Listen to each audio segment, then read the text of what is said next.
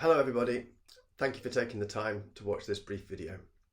This video has been made to explain how we will move forward to prevent the spread of COVID where we can, and to keep children safe, and then to ensure that there is as little impact on their education as possible. Although we had a COVID case on our first day back, numbers were low until the end of the second week, and we started to put measures in place, but before these took effect at the start of last week, we had a large number of cases which far exceeded anything that the guidance had predicted. In the third week of term, 22 children tested positive. We took some drastic steps to stop this spread, including sending younger children home en masse to be tested and closing 3 classes while the children took PCR tests. The National Helpline says that they think that there is a surge in cases at John Weald and that the number will reduce. I'm not sure how they're able to predict this, but in order to be able to react quickly to a surge in cases, I've devised a traffic light system which will help to reduce the number of children who are not in school. There are slightly different systems for children in year 1 and early years, and I'll explain these separately on your dojo pages.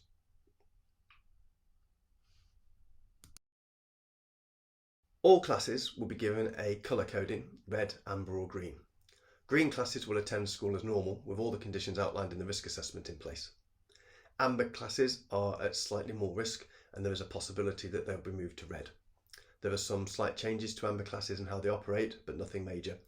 The amber class exists to warn people that there is a chance of an outbreak in this class. Red level classes will be subject to different rules, including being sent home pending the result of a PCR test.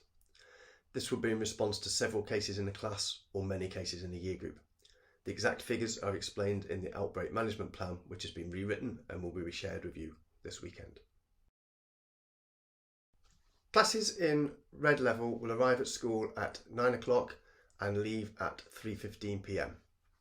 Children in these classes will not mix with children in other classes. They will not attend assemblies and will eat together at lunchtime, but will be away from the rest of the school. There are currently 3 classes at red level. They are in year 3 and year 6 and will remain at red for the next week or so. You will be notified if your child is in one of these classes. I'm very hopeful that we will reduce the number of new cases through these measures. If they continue to rise, I would expect other schools to be having the same problems and for something to be decided at national level, but this can take several weeks.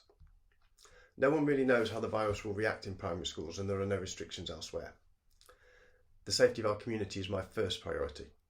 This is followed by the well-being of the children and then their education. The new measures are intended to help to achieve the first 2 of these without preventing children from learning. I would like to repeat, I absolutely want all children in school, but if we carry on as we are, none of them will be. We now have a lot of data that shows how COVID is spreading in our school. Most cases are from other children in a class, usually those who sit at the same table. There's no evidence of children catching COVID from children in other classes, which suggests that the yard is safe. The danger is children being close to infected cases inside. The risk assessment has been updated and simplified so that it reflects what happens in school if your child is in a green class. The Outbreak Management Plan has been updated to explain what happens if your child's class is moved to amber or red. Both documents will be shared with you.